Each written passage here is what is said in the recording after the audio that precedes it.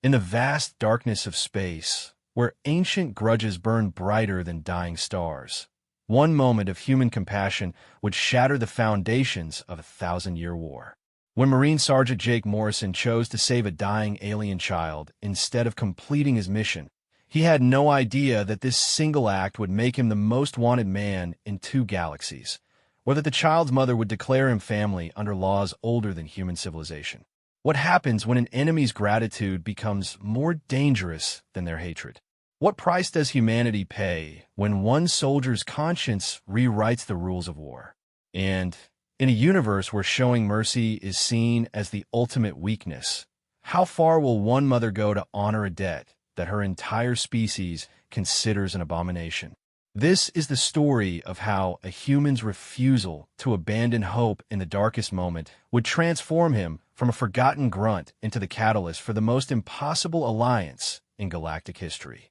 But first, he would have to survive becoming the bridge between 2 worlds that would rather see him dead than accept what he represents. Some debts can only be paid in blood. Others can only be paid in trust. Jake Morrison was about to learn the difference and discover that sometimes the most dangerous enemy is the one who calls you family.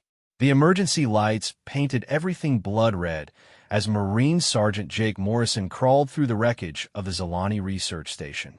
His tactical display showed 17 minutes until the antimatter core went critical, and his orders were crystal clear: retrieve the quantum encryption codes and evacuate.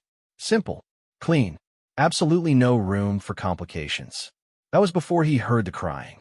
Jake froze in the twisted corridor, his enhanced hearing picking up something that made his blood run cold. It wasn't the mechanical groaning of stressed metal or the hiss of escaping atmosphere. It was organic, desperate, and unmistakably young. The universal sound of a child in pain. The logical part of his brain, the part trained through 15 years of military service and 3 galactic conflicts, screamed at him to keep moving. The Zalani were humanity's oldest enemy. Their insectoid features and collective hive mentality making them everything humans instinctively feared. For 8 centuries, the 2 species had fought across 100 star systems, leaving billions dead on both sides. There was no mercy in this war, no prisoners taken, no quarter given. But the crying continued. Jake checked his chronometer again. 16 minutes, 23 seconds. The encryption codes were 2 levels up, probably in the main computer core. If he moved fast, he could complete his mission and still make it to the extraction point. Command had made it clear that these codes could turn the tide of the war.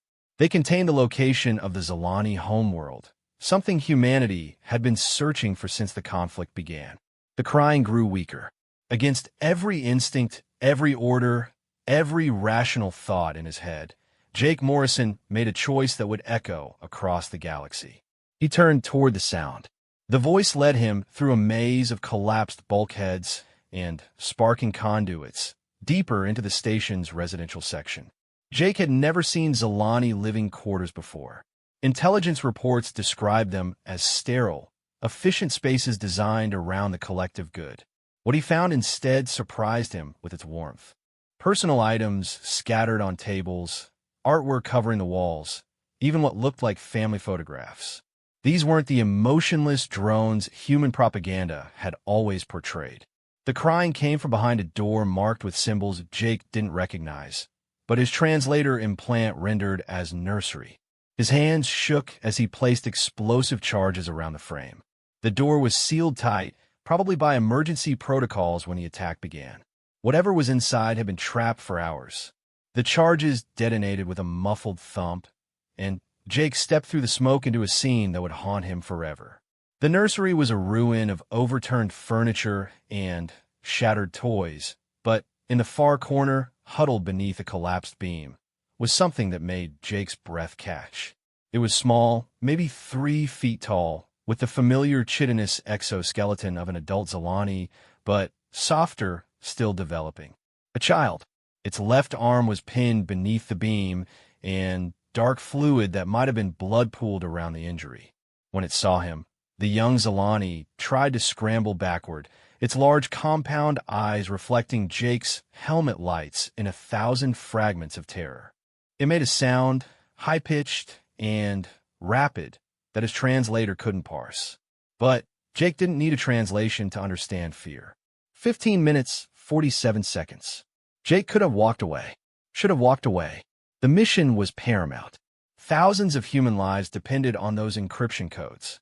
This was the enemy, the same species that had glassed 3 human colonies just last month, that had shown no mercy to human children when the roles were reversed. But as Jake stared into those alien eyes, he saw something that cut through 8 centuries of hatred and propaganda. He saw pain. He saw helplessness. He saw a child. The beam was too heavy to lift alone, but Jake's powered armor gave him options.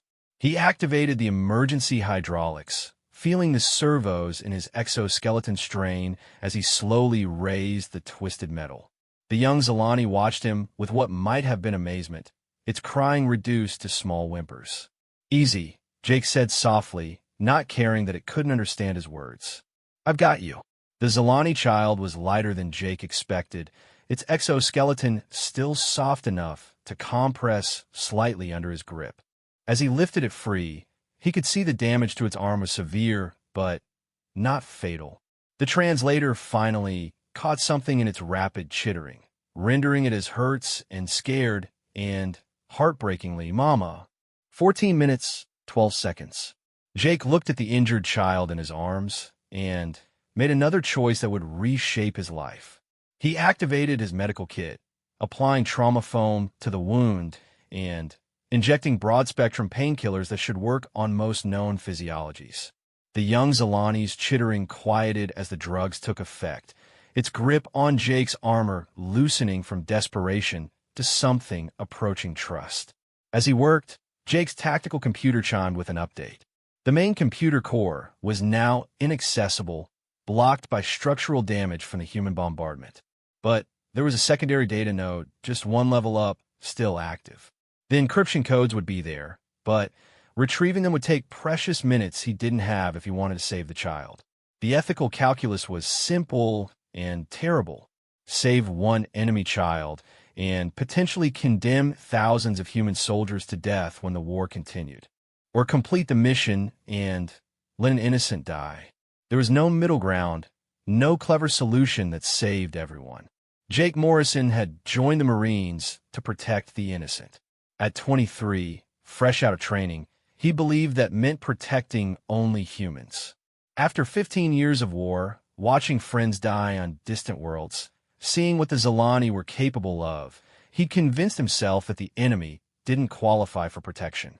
But holding this small, wounded creature in his arms, feeling it tremble against his chest, Jake rediscovered something he thought the war had burned out of him: his humanity.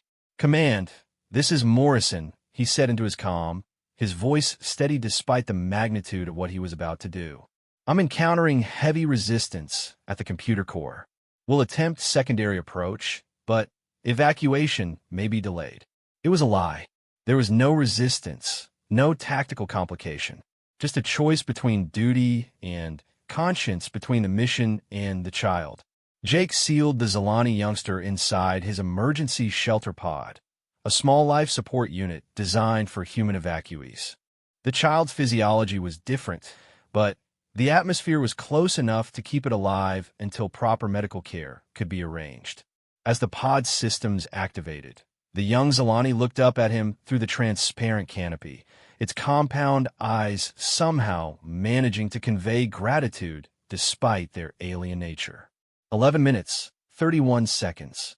Jake sprinted through the station corridors, his powered armor carrying him toward the secondary data node with desperate speed. He could still complete part of his mission, still justify this delay to his superiors. The encryption codes were humanity's best chance at ending this war, and Jake had sworn an oath to his species long before he'd ever seen a Zalani child. The secondary computer core was a twisted mass of melted circuits and broken displays, damaged but not destroyed.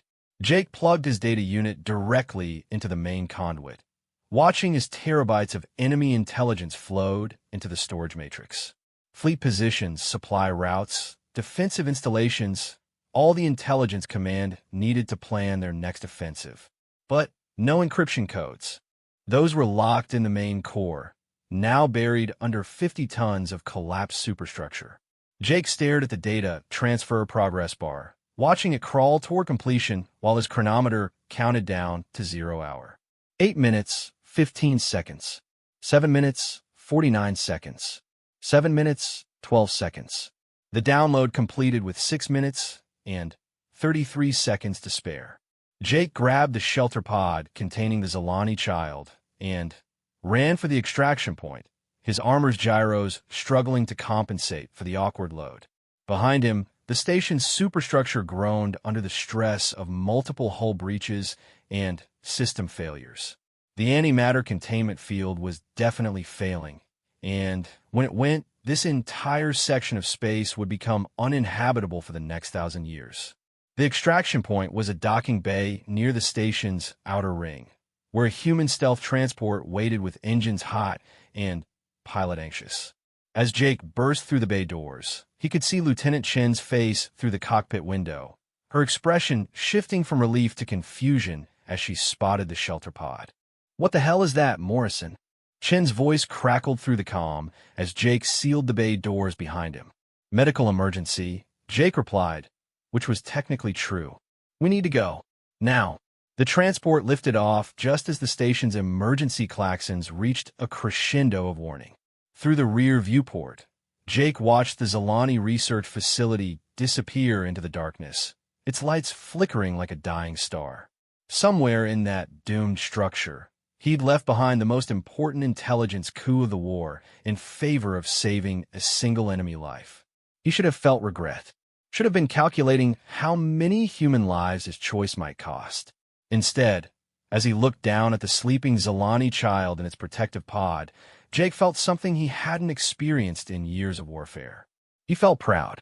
The transport's navigation computer showed 18 hours to the nearest human outpost, a supply depot called Haven Station. Jake used the time to study his unexpected passenger through the pod's sensors. The child appeared to be roughly equivalent to a human 7-year-old, based on size and bone density scans. Its injured arm was healing faster than Jake had expected, the trauma foam already being absorbed by some kind of biological process he didn't understand. More puzzling were the readings from the pod's atmospheric sensors. The Zalani child wasn't just surviving in the human standard environment, it was thriving. Somehow, despite 8 centuries of warfare, nobody had ever bothered to test whether the two species could share the same air. It was a small detail, but it gnawed at Jake's mind as he watched the stars wheel past. How many other assumptions about the enemy were wrong? Lieutenant Chun maintained professional silence during most of the journey, but as they approached Haven Station, she finally spoke the question that had been hanging between them. "Morrison, what exactly are we going to tell command about your passenger?" Jake had been dreading this moment. Military protocol was clear about enemy combatants, and while the Zalani child wasn't technically a soldier, the regulations didn't make exceptions for age. By all rights, it should be handed over to intelligence for interrogation and study.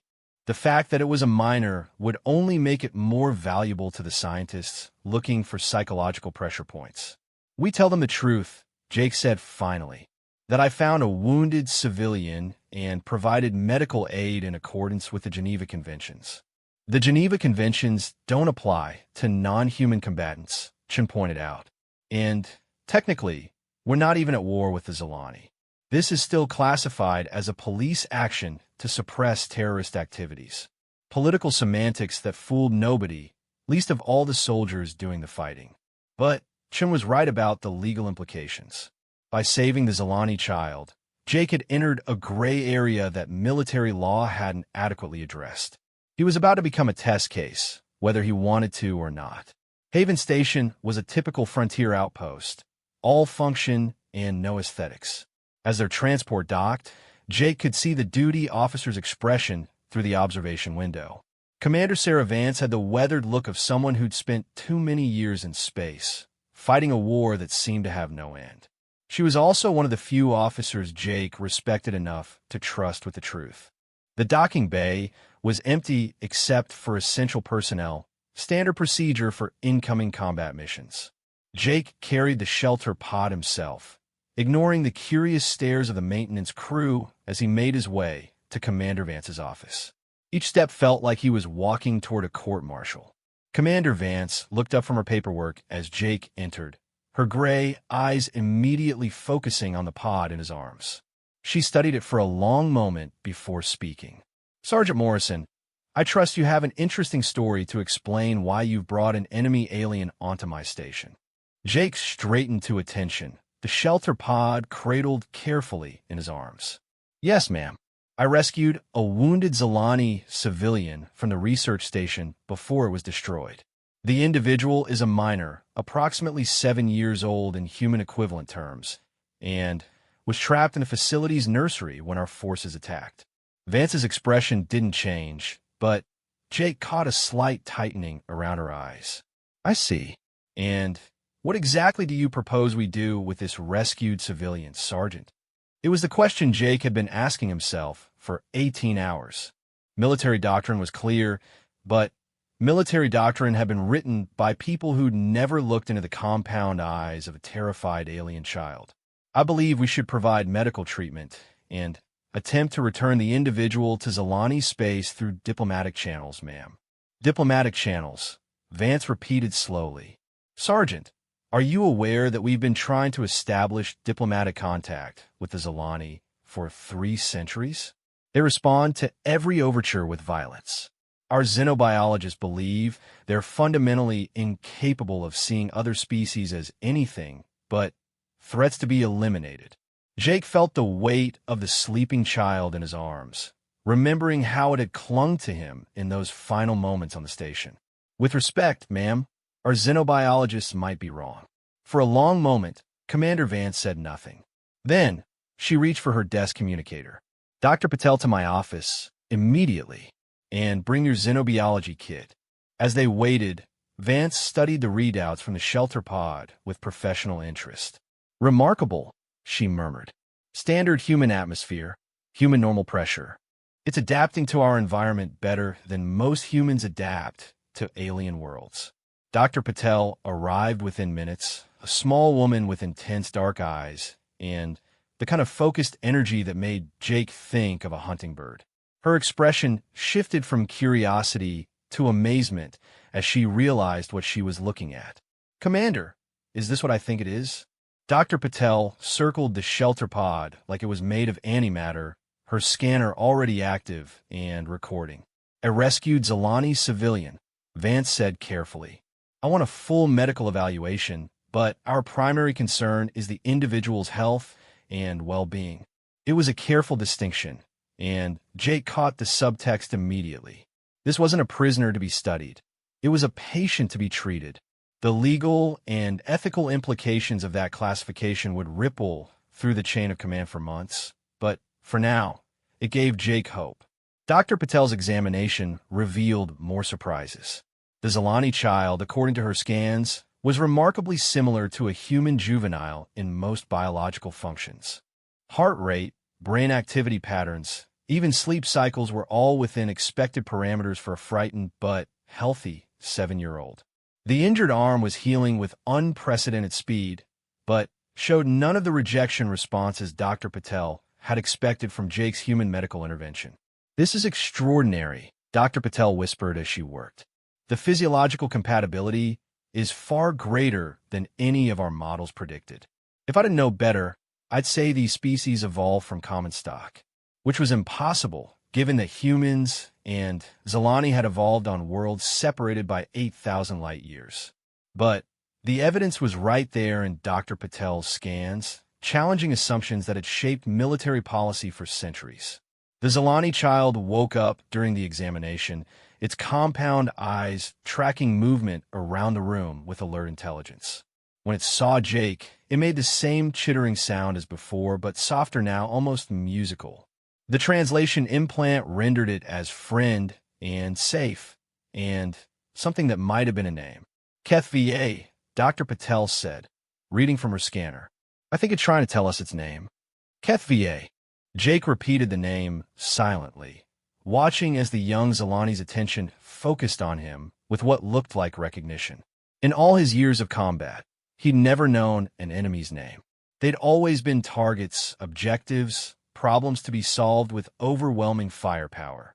Now he was looking at an individual, a child with a name and a family, and dreams that Jake's people had probably just shattered forever. Commander Vance made her decision with characteristic directness. Dr. Patel, I want you to provide full medical care for our guest. Sergeant Morrison, you're temporarily reassigned to protective detail. This situation is now classified Level 7, pending review by Fleet Command. Level 7 was serious business, the kind of classification reserved for potential diplomatic incidents or first contact scenarios. Jake felt a chill as he realized what Vance was really saying. This wasn't just about one rescued child anymore. Depending on how Command reacted, this could become the spark that either ended the war or escalated it beyond anything humanity had ever seen. As Dr. Patel finished her examination, HFY reached out with its uninjured arm, small clawed fingers barely grazing Jake's hand. The touch was surprisingly warm, and Jake felt something shift in his chest, a protective instinct that had nothing to do with military duty and everything to do with the simple fact that this was a child who needed help. "Don't worry," Jake whispered, not caring if the translator could render his words properly. "You're safe now." It was a promise that would be harder to keep than Jake Morrison could possibly imagine. Because 27 light-years away, in a star system humans had never seen, a Zalani mother named Sithka was learning that her daughter had vanished from a research station just before it exploded. And when she discovered that a human soldier had carried HFY to safety, it would set in motion a chain of events that would transform both species' understanding of honor, duty, and the bonds that transcend the barriers of war. But that was still to come. For now, Jake Morrison stood in a medical bay on a human outpost, holding the small hand of an alien child, and wondered what he had set in motion with his choice to show mercy in the darkness between the stars. 3 weeks after Jake Morrison's decision to save an enemy child, the entire human frontier was holding its breath. The story had leaked despite Level 7 classification, spreading through the fleet communication networks like wildfire. Some called Jake a hero. Others called him a traitor. High Command was still deciding which label would stick. Jake didn't much care about labels anymore. He was too busy learning that taking care of a Zalani child was possibly the most challenging assignment of his military career. HFY had recovered from her physical injuries with remarkable speed, but the psychological trauma ran deeper. She spoke very little, even when Dr. Patel brought in linguistics specialists to establish better communication protocols. Most days, she would only respond to Jake, chittering in rapid sequences that the translation computers still couldn't fully parse.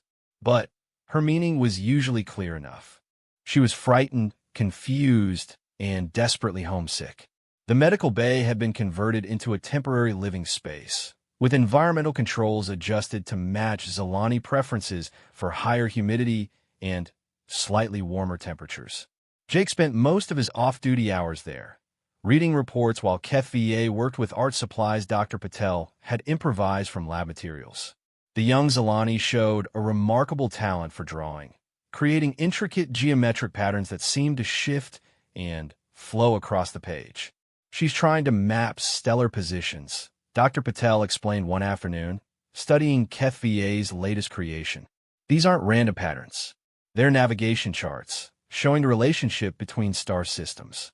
She's trying to show us how to get home." Jake looked at the drawing with new eyes, seeing not abstract art, but a child's desperate attempt to communicate the most important thing in her world: the location of her family. "Can we use this?" Dr. Patel shook her head.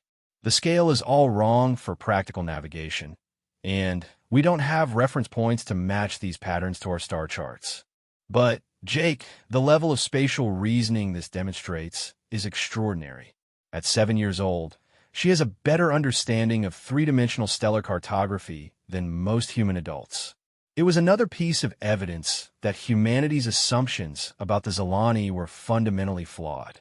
Intelligence reports consistently describe them as a hive mind species with limited individual intelligence, capable of complex group behaviors, but lacking personal creativity or problem-solving skills. HFY was proving those reports spectacularly wrong with every passing day. The real test of her intelligence came when she figured out how to hack the station's computer network. Jake discovered it purely by accident, walking into the medical bay to find HFY standing in front of a wall display that should have been completely inactive. Instead, it was showing streams of data in both human and Zilani script, scrolling past at a rate that hurt Jake's eyes to follow. HFY, Jake said carefully, his hand moving instinctively toward his sidearm before he caught himself. This was a child, not a threat. What are you doing? The young Zilani turned to face him, her compound eyes reflecting the light from the display in 1,000 tiny rainbows. She chittered something rapid and excited, and for the first time in weeks, the translator implant caught most of it. Learning, the synthesized voice said, "Understanding. Your people write stories in numbers. I like your stories. Stories in numbers." She was reading the raw data feeds from across the station, parsing everything from supply inventories to personnel records as if they were entertainment. Jake felt a chill as he realized the security implications. If HFY could access the station's computers this easily, what was she learning about human military capabilities? But as he watched her work, Jake noticed something that changed his perspective entirely. HFY wasn't accessing sensitive military files. She was reading personal messages, crew logs, even entertainment databases. She was trying to understand human culture, not human weaknesses. Dr. Patel arrived within minutes of Jake's call, her expression shifting from concern to fascination as she observed HFY's interaction with the computer system. "How is she doing this?" Dr. Patel whispered. "She shouldn't be able to interface with our technology at all. The command protocols are completely different from anything in Zilani systems." Jake watched as HFY navigated through files with fluid grace, her clawed fingers dancing across holographic interfaces that responded to her touch, as if she were a trained systems operator. Maybe the technology isn't as different as we thought. It was another uncomfortable truth. If a 7-year-old Zilani could adapt to human computer systems this quickly, what did that say about the technological gap between the two species? Everything humanity had been told suggested they held a significant advantage in electronics and computation. HFY was making that assumption look dangerously naive. Commander Vance arrived shortly after Dr. Patel, her weathered face grim with the implications of what she was seeing. "Sergeant Morrison, how long has the child had access to our systems?" "Unknown, ma'am," Jake admitted. "This is the first time I've seen her do this, but she could have been accessing files for days without us knowing." Vance studied the data streams flowing across the display, her experienced eye picking out details that made her frown.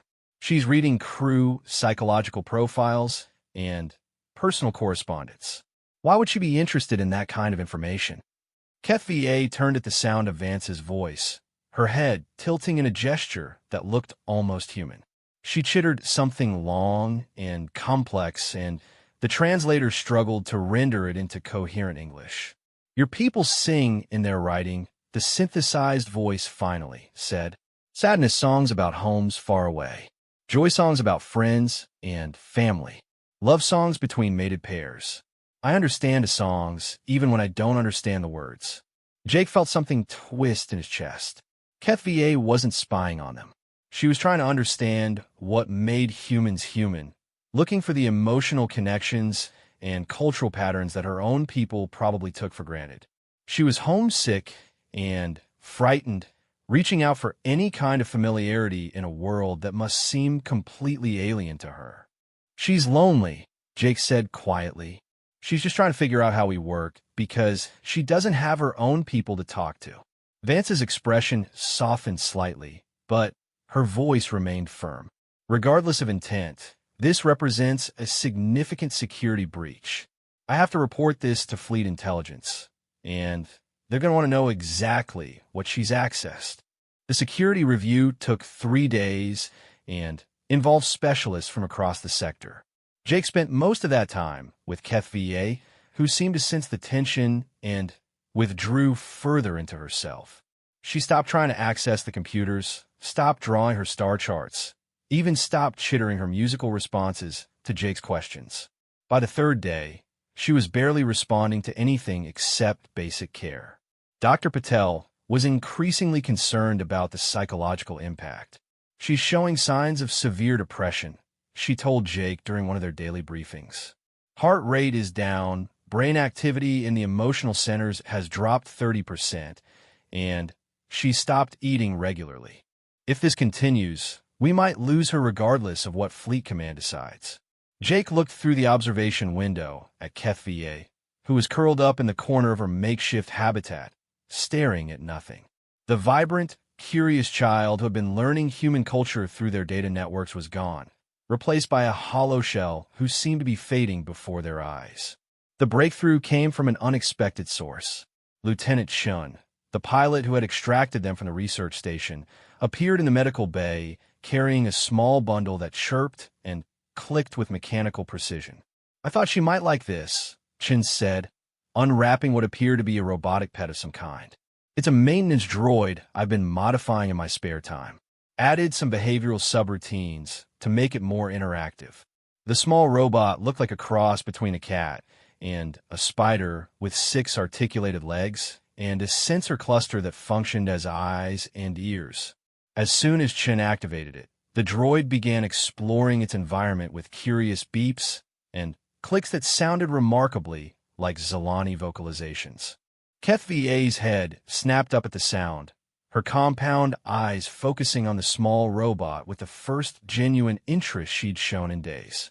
She chittered something soft and questioning, and the maintenance droid responded with its own series of clicks and whistles. "They're talking to each other," Dr. Patel breathed, her scanner already active and recording the interaction. What happened next amazed everyone in the room. HFY approached the robot slowly, her movements cautious but deliberate. When she reached out to touch its sensor cluster, the droid responded by nuzzling against her palm with mechanical affection. The young Zilani made a sound that could only be described as laughter. Within an hour, HFY was back to her old self, chattering excitedly at the maintenance droid and showing it her drawings. The robot seemed genuinely interested in her artwork, scanning each page with its sensors and responding with appropriately appreciative beeps. "How did you know this would work?" Jake asked Chun during a quiet moment. Chun shrugged, but Jake caught the satisfied smile on her face. "I've been studying the audio recordings of her vocalizations. Zilani communication patterns have a lot in common with the diagnostic protocols in our maintenance systems. Similar frequency ranges, similar information density. I figured if I could modify a droid to speak her language, it might help her feel less isolated." It was brilliant in its simplicity. Chen had recognized something that all the linguists and xenobiologists had missed. HFY wasn't just homesick for her family. She was missing the constant background chatter of a highly social species. The maintenance droid provided a conversation partner that could respond appropriately to her emotional needs without the barrier of translation software. The improvement in HFY's condition was dramatic and immediate. Within days, she was back to her old explorations, though now she had a constant companion that followed her everywhere and helped translate her more complex thoughts into forms the humans could understand. It was through the maintenance droid that they learned about Sithka. Jake was reading duty reports when HFY approached him with one of her star charts. The maintenance droid perched on her shoulder like a mechanical pet.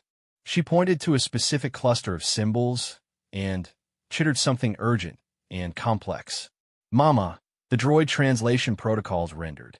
"Searching 1. Pain Singer. Coming here." Dr. Patel looked up from her workstation, her expression concerned. "Can you get more details about what she means?" HFY drew furiously, her clawed fingers creating new patterns on the page while she chittered explanations to the maintenance droid.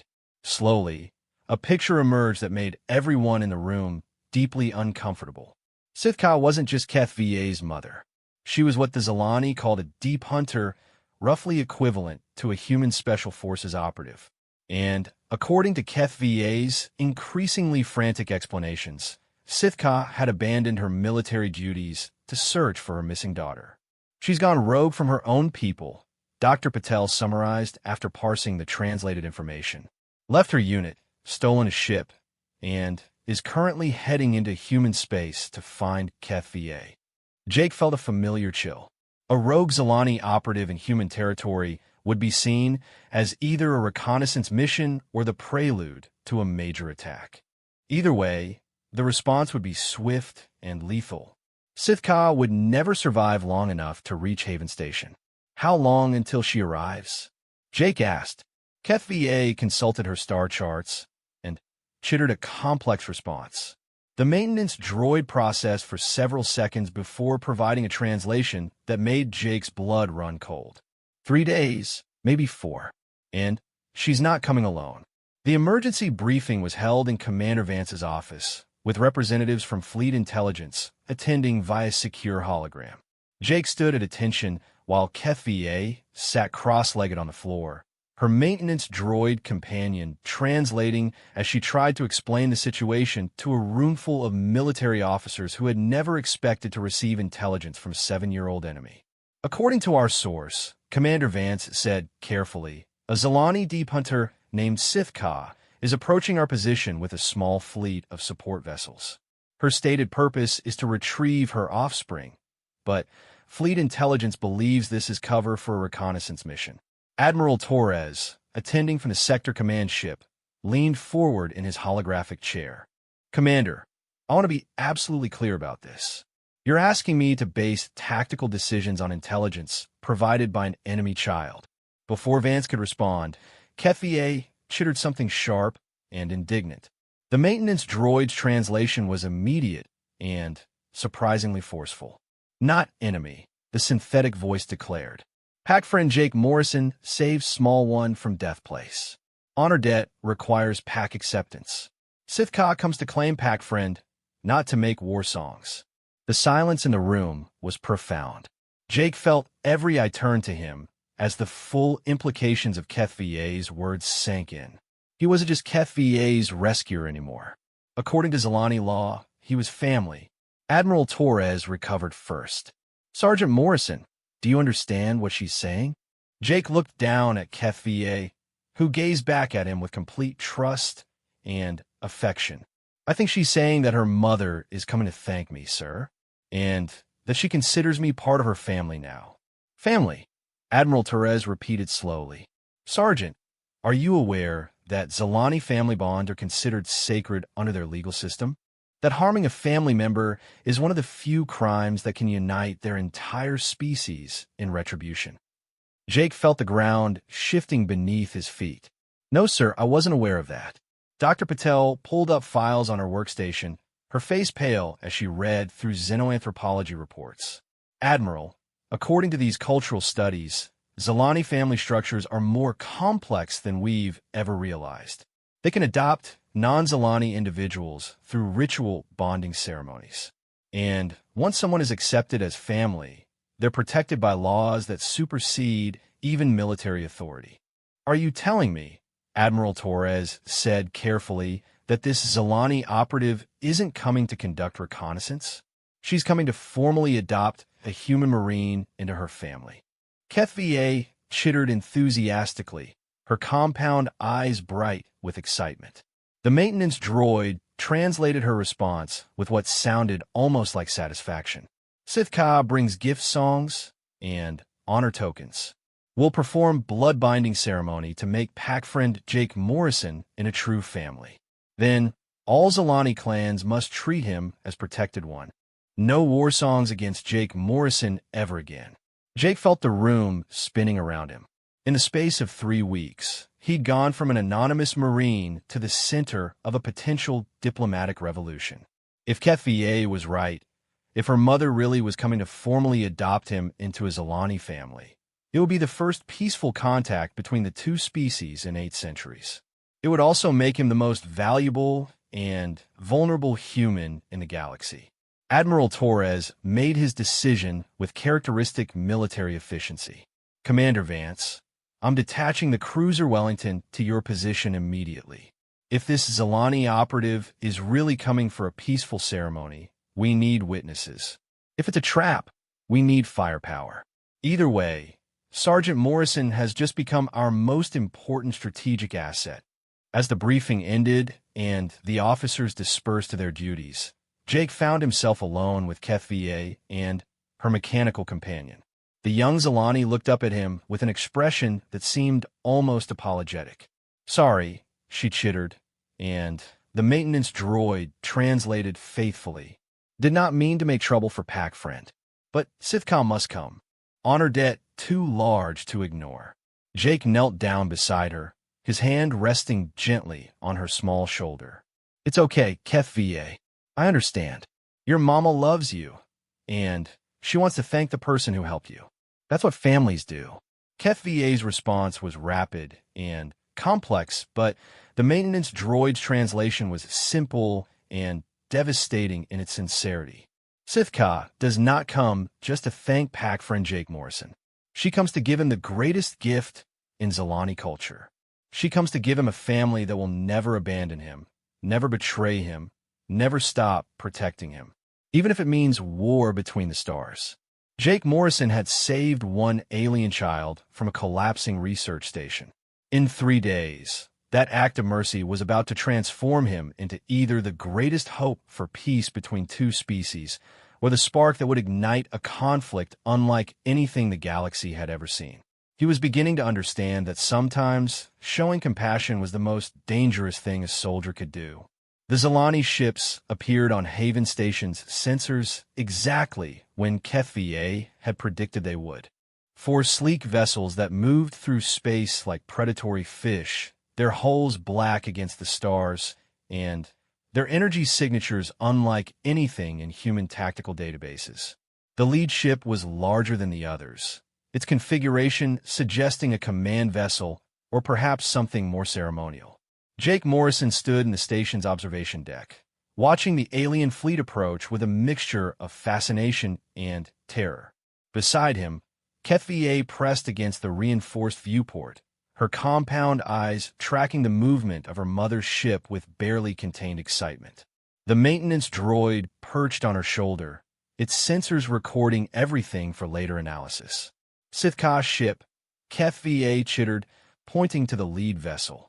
Beautiful killer, made for hunting in deep dark places. The translation sent a chill down Jake's spine.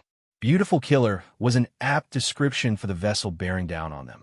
It was elegant in the way his sword was elegant, every line designed for lethality and speed. If this was a peaceful diplomatic mission, Sithka had chosen to arrive in a very convincing warship. Commander Vance's voice crackled through the station's communication system. All personnel to alert stations. Unknown vessels, this is Haven Station. You are entering human territory without authorization. State your intentions immediately. The response came not in human standard, but in a musical sequence of clicks and whistles that bypassed the translation computers entirely. Jake felt HFY tense beside him as the alien words echoed through the station corridors. What did she say? Jake asked. HFY's response was rapid and excited, her small hands pressed against the viewport as she watched her mother's ship slow to a relative stop just beyond the station's defensive perimeter. Sithka speaks ancient words, the maintenance droid translated. Says, I am Deep Hunter Sithka of the Crimson Void clan. I come seeking the one called Jake Morrison, who holds blood debt for my daughter Small. I bring honor gifts and request ceremony space for family binding. Let there be peace songs between our people this day. Commander Vance's reply was considerably more prosaic. Unknown vessel, maintain your current position. We are prepared to discuss your request, but any hostile action will be met with immediate defensive measures. Jake could almost feel the cultural collision happening in real time. Human military protocol meeting Zalani honor customs, neither side quite understanding what the other expected. It was a delicate dance that could very easily end in violence if someone misinterpreted the wrong gesture. The standoff lasted for exactly 17 minutes before Admiral Torres arrived aboard the cruiser Wellington, his ship dropping out of hyperspace with characteristic fleet precision. The heavy cruiser was everything the Zilani vessels were not, all armor plating and visible weapon emplacements, designed to project power rather than grace. Sithka will not like that, HFY observed, her voice carrying a note of concern that made Jake's stomach clench. Big warship makes angry songs. Mama will think humans prepare for fighting, not ceremony. Jake watched the tactical display as the Wellington took position between the station and the Zilani fleet, its weapons powered but not targeted. It was meant as a show of strength, a demonstration that humanity was taking this encounter seriously. But Jake was beginning to realize that human and Zilani definitions of taking something seriously might be dangerously different. The communication that followed proved his fears correct. Sithka's response to the Wellington's arrival was immediate and unmistakable. The Zilani ships shifted formation, their sleek hulls orienting toward the human cruiser in a pattern that every tactical computer on the station identified as an attack formation. Energy signatures spiked as weapon systems came online, and for a moment that stretched like eternity, Jake thought he was about to watch the first diplomatic contact in centuries turn into a massacre. Then, HFY did something that probably saved both fleets from annihilation. She pressed her hand against the viewport and chittered a long, complex sequence that the station's communication array automatically picked up and transmitted to the Zilani ships. The effect was immediate and dramatic. The alien vessels immediately broke their attack formation, their weapons powering down as quickly as they had activated. Jake felt the tension in the observation deck ease as human and Zilani ships settled into a wary but non-threatening standoff. "What did you tell her?" Jake asked.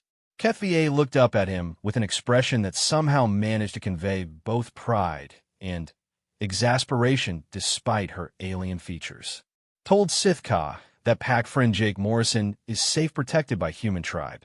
Told her that big warship is honor guard, not threat maker. Told her that pack friend needs ceremony words to understand family binding properly." The maintenance droid added its own interpretation of HFY's message. Small One reminded Deep Hunter that pack friend Jake Morrison is not Zilani-born, does not understand honor customs. Requested patience songs and teaching words for ceremony. Jake felt a surge of gratitude toward the young Zilani who had somehow become his translator, mediator, and apparently his advocate with one of the most dangerous warriors in the galaxy. HFY had just prevented a battle by reminding her mother that humans and Zilani operated under completely different cultural assumptions. The next transmission from Sithka's ship was directed specifically to Jake, and the personal nature of the message was immediately apparent from the formal tone that even the translation computer couldn't quite capture. "Jake Morrison, savior of Daughter Small HFY, I am Deep Hunter Sithka. Your actions have created blood debt that must be honored according to ancient law. I request permission to board your station and speak with you directly. I bring gifts of honor and proposal of family binding that will make you protected one among all Zilani clans." The message was followed by a data packet that Dr. Patel later identified as a complete genealogical record of Sithka's family line, going back 17 generations. It was the Zilani equivalent of a formal introduction, a way of demonstrating that the offer of family adoption was not casual or political, but deeply personal and historically significant. Admiral Torres' response was swift and predictably cautious. "Sergeant Morrison, you understand that this is completely unprecedented. We have no protocols for this kind of diplomatic contact, no procedures for evaluating the sincerity of their intentions. For all we know, this could be an elaborate assassination attempt." Jake looked down at HFY, who was practically vibrating with excitement as she watched her mother's ship. The young Zilani had spent 3 weeks with the humans, learning their customs and making friends despite every reason to see them as enemies. If this was a trap, it was the most elaborate and emotionally manipulative one in galactic history. Admiral, Jake said carefully, with respect, I think we have to take this at face value.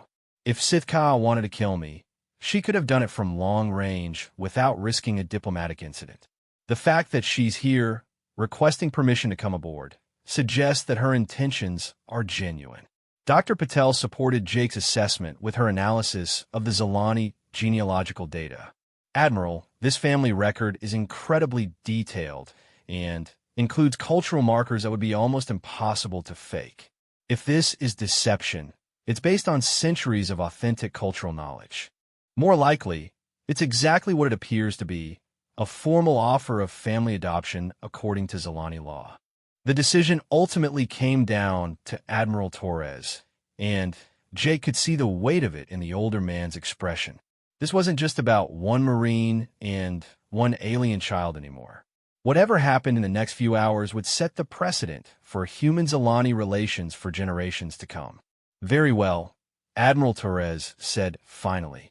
We'll allow one Zilani representative to board the station under heavy security. Sergeant Morrison, you'll be present for the meeting, but I want you to understand that you're under no obligation to agree to anything. This is as much about gathering intelligence on Zilani customs as it is about honoring their request. The docking bay was cleared of all non-essential personnel, leaving only a skeleton crew of security officers and diplomatic observers. Jake stood in the center of the space, wearing his dress uniform and feeling more nervous than he had during any combat operation in his career. Beside him, HFY fidgeted with excitement, her maintenance droid companion recording everything for posterity.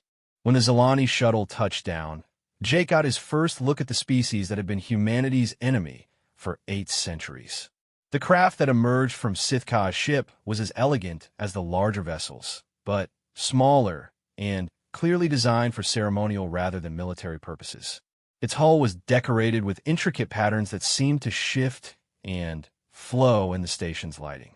Sithka emerged from the shuttle like something from humanity's darkest nightmares and most beautiful dreams. She was tall, nearly 7 feet in height, with the characteristic chitinous exoskeleton of her species. But where human propaganda had always depicted the Zilani as insectoid monsters, Sithka moved with a grace that was almost hypnotic. Her carapace was a deep blue-black that reflected the docking bay lights like polished metal, and her compound eyes held an intelligence that was unmistakably personal and emotional. She was also visibly armed. Energy weapons were integrated into her exoskeleton in ways that made it impossible to determine where biology ended and technology began.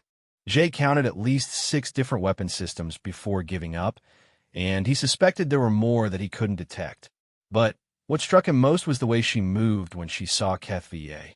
The deadly predator disappeared instantly, replaced by something that could only be described as a mother.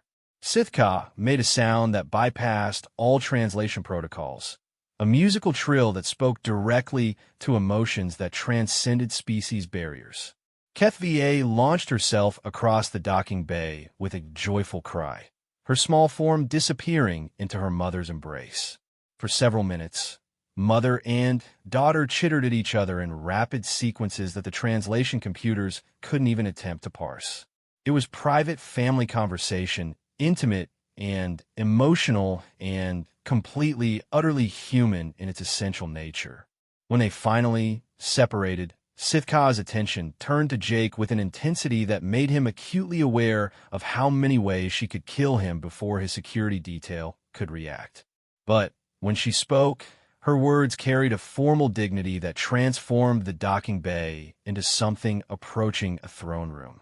Jake Morrison, she said, and the translation carried overtones of respect and gratitude that surprised everyone present. I stand before you in debt that cannot be measured in any currency known to my people.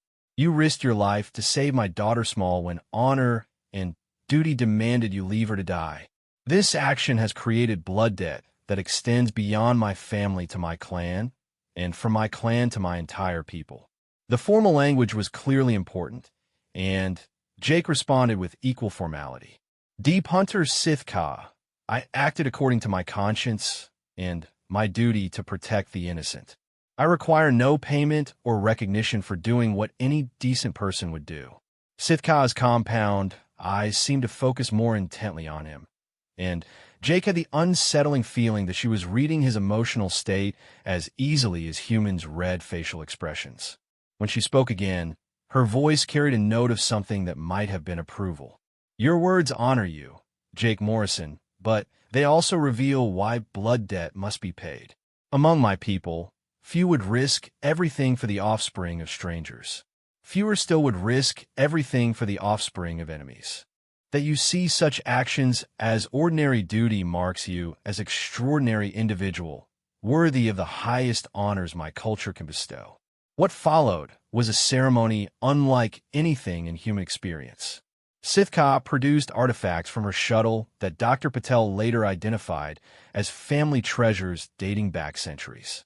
There were weapons that had been carried by Sith Ka's ancestors, crystalline memory devices that contained the recorded histories of her clan, and what appeared to be biological samples that Jake didn't want to think about too closely. But the centerpiece of the ceremony was a ritual blade that Sith Ka handled with reverence that bordered on worship.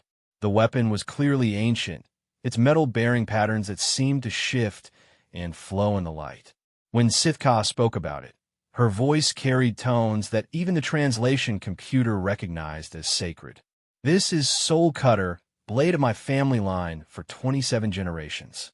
It has drunk the blood of clan enemies and tasted the victory songs of great battles.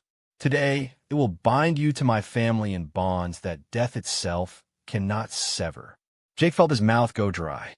Blood binding had sounded metaphorical when HFY described it.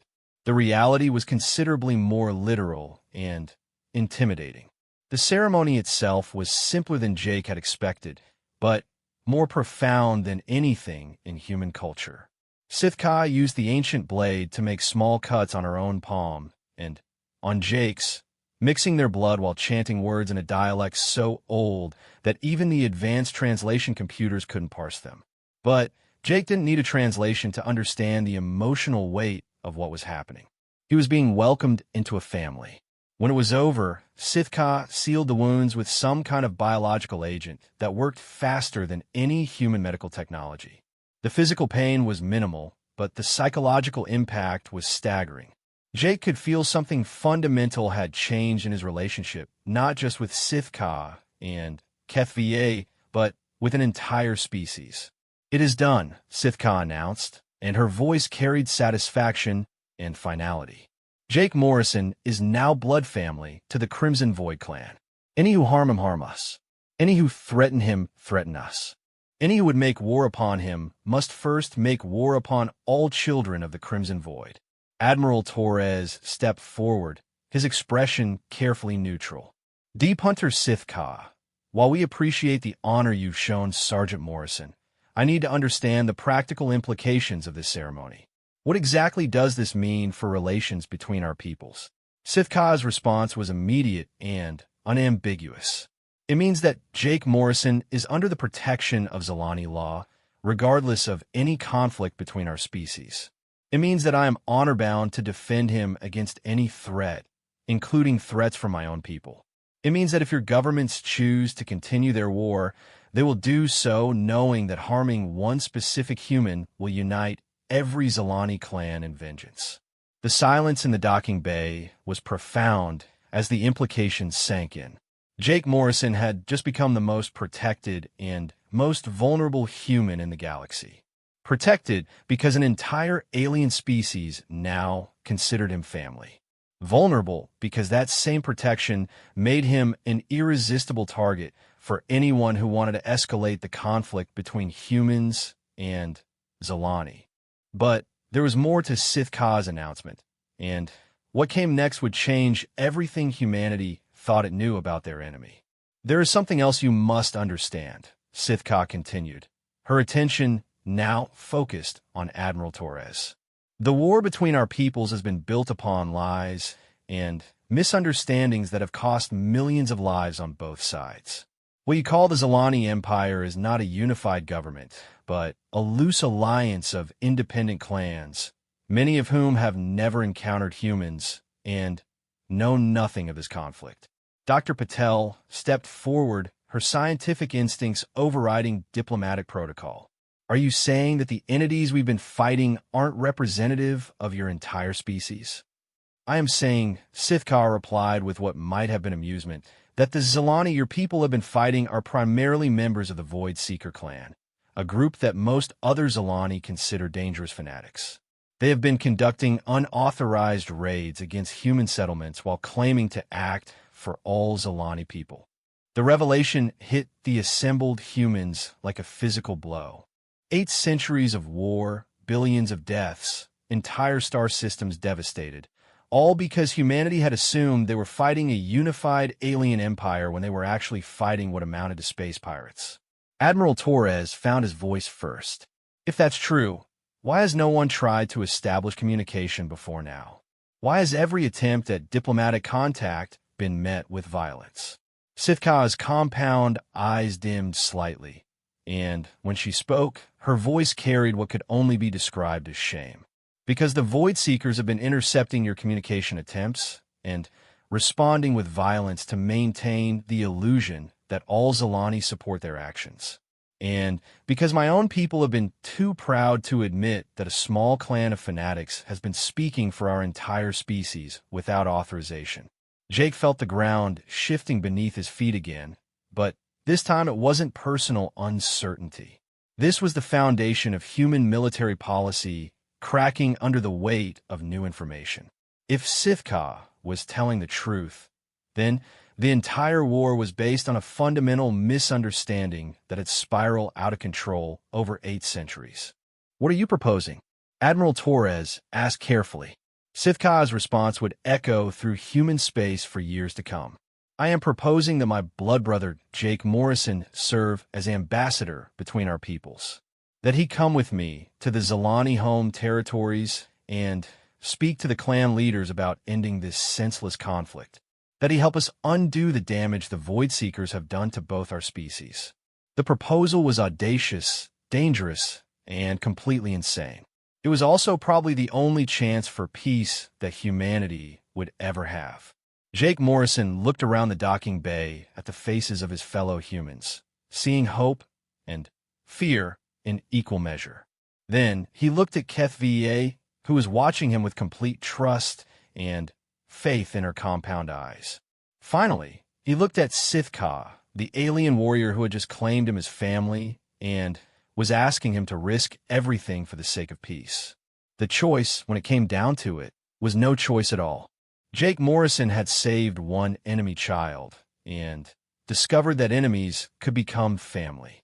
Now he had the chance to save 2 entire species from a war that should never have started. He was beginning to understand that sometimes the most important battles were fought not with weapons, but with the simple act of treating others as equals deserving of compassion and respect. 6 months after Jake Morrison had volunteered to become humanity's first ambassador to the Zalani home territories, he stood on the observation deck of Sithka's ship watching a sight that no human had ever seen before. The Zalani homeworld of Kethmore hung in space like a living jewel, its surface covered in cities that seemed to grow from the planet itself rather than being built upon it. It was beautiful, alien, and completely terrifying. The journey to reach this point had been unlike anything Jake could have imagined. Traveling through Zalani space meant navigating not just physical distances, but cultural boundaries that had existed for millennia. Each clan territory they passed through required formal introductions, ritual exchanges of gifts, and careful negotiations to ensure safe passage for the human ambassador and his alien family. Because that's what Sithka and HFY had become to him over the months of travel. Not just his protectors or his guides, but genuinely his family in ways that transcended species barriers. HFY had appointed herself as cultural tutor, patiently teaching him the complex social protocols that govern Zalani society.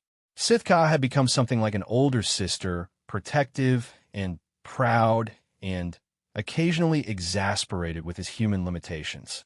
The maintenance droid that had originally served as HFY's companion had evolved too, its programming enhanced by exposure to both human and Zilani technology until it had become something approaching a true artificial intelligence. Now called Bridge at HFY's suggestion, it served as translator, cultural interpreter, and diplomatic aid for the increasingly complex negotiations Jake found himself conducting. The ship that carried them was itself a marvel of Zilani engineering, a deep hunter vessel called Song of the Crimson Void that had been Sithka's home for most of her adult life. Living aboard, it had given Jake insights into Zilani culture that no human had ever possessed. Their technology wasn't just different from human engineering, it was fundamentally organic, grown rather than built, with ships and tools that were as much living creatures as mechanical devices. But all of that was prelude to this moment, standing before the Zilani homeworld and preparing to make a case for peace to the assembled clan leaders of an entire species. Nervous, Sithka asked, her translation coming through the neural interface that Zilani biotechnology had made possible. The device had been another cultural bridge, allowing Jake to experience Zilani communication in its natural form rather than through the crude approximations of mechanical translators. Terrified, Jake admitted, 6 months ago, I was just a Marine following orders. Now I'm supposed to convince your people to end a war that's been going on longer than human civilization. HFY, now a foot taller and considerably more mature after her time among the clan territories, chittered with amusement. Pack Brother Jake forgets that he has already proven his worth to 17 clan leaders. The gifts they sent ahead speak louder than any words could. She was right about the gifts. At each clan territory they had visited, Jake had been presented with artifacts and treasures that represented acceptance and respect. More importantly, he had been given something far more valuable: stories. Each clan had its own account of encounters with the Void Seekers, and slowly a pattern had emerged that painted a picture of systematic deception and manipulation. The Void Seekers had been deliberately provoking conflicts with humans while claiming to act on behalf of all Zilani. When other clans had questioned their authority, they had used their monopoly on human contact to paint any opposition as weakness or treachery. Over time, they had convinced much of Zilani society that humans were an existential threat that could only be countered through total warfare. But Jake's presence as a blood-bonded family member of the prestigious Crimson Void clan had shattered those narratives. Here was undeniable proof that humans could be trusted, could be family, could be something other than the monsters the Void Seekers had portrayed them as. The political implications had been enormous. 3 clan alliances had already withdrawn their support from Void Seeker operations. 2 more had demanded formal investigations into unauthorized military actions conducted in their names. The careful edifice of lies that had sustained 8 centuries of war was beginning to crumble. Of course, the Void Seekers hadn't responded to these developments with graceful acceptance. There had been 3 assassination attempts during the journey, including one that had nearly succeeded when Void Seeker infiltrators had poisoned the water supply on a clan world they were visiting. Only Sithka's paranoid security protocols and Bridge's increasingly sophisticated threat detection capabilities had kept Jake alive. Each attack had only strengthened his position with the moderate clan leaders.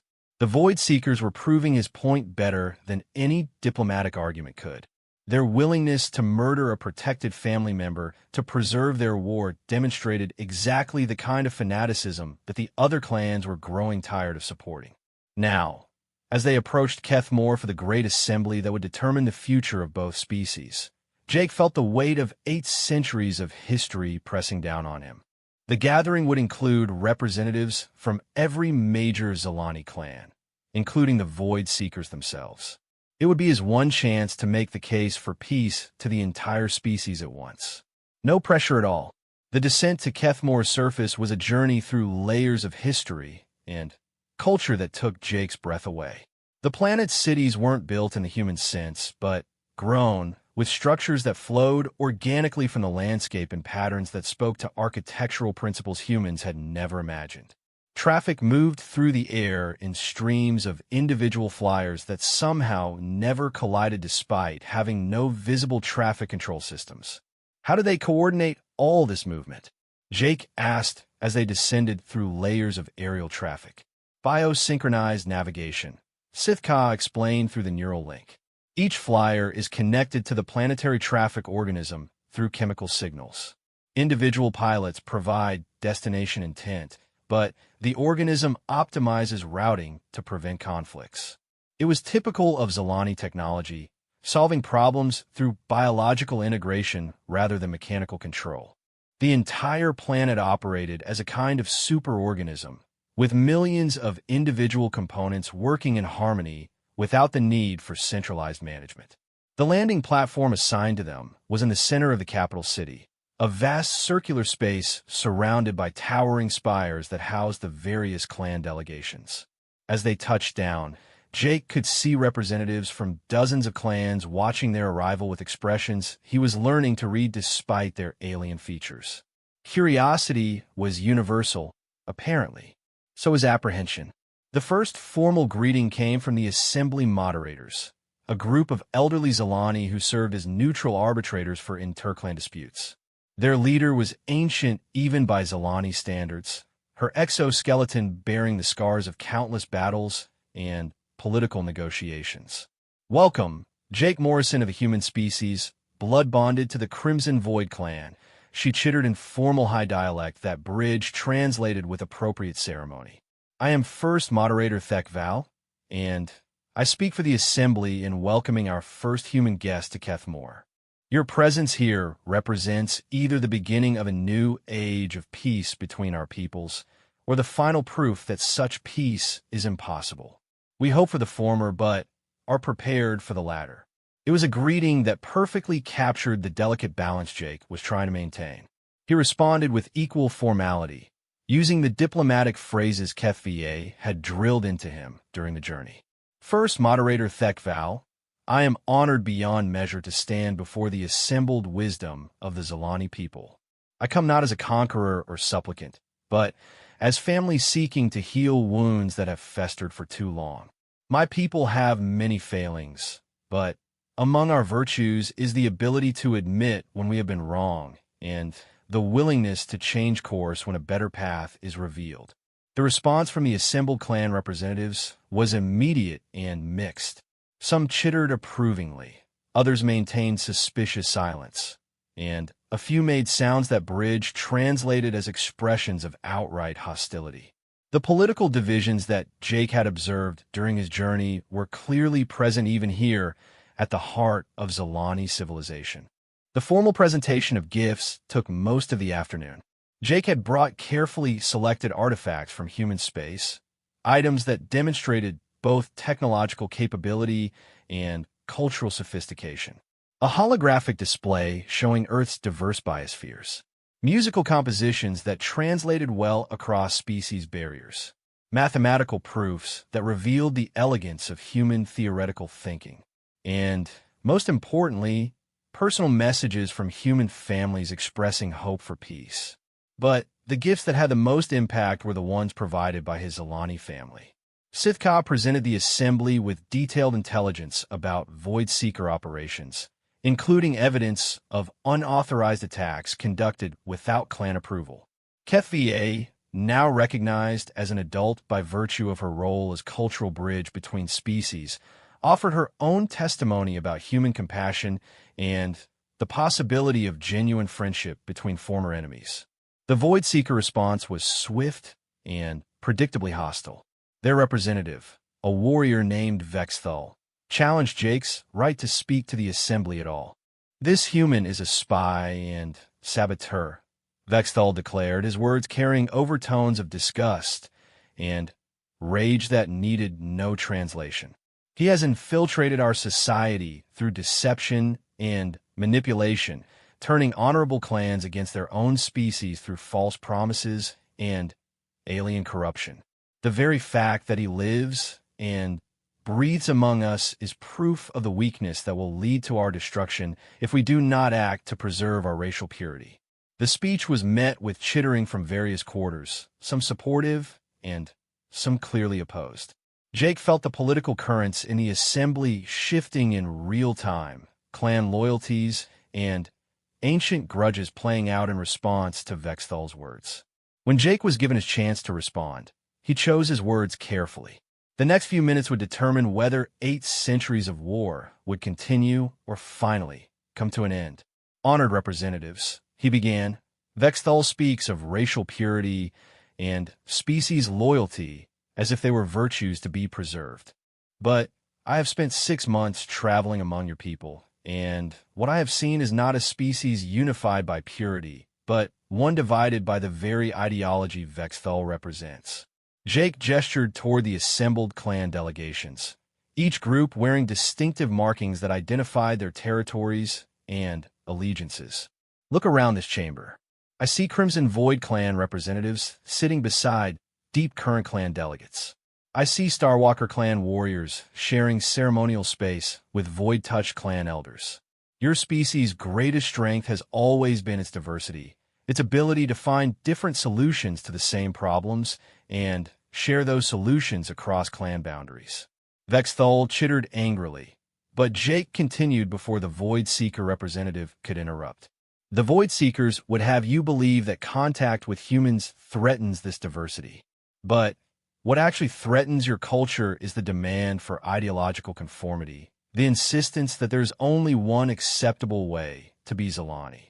My own people have made this mistake many times throughout our history, and we have always been weaker for it. Jake paused, looking around the assembly and making eye contact with as many representatives as possible. I'm not here to ask you to become more human.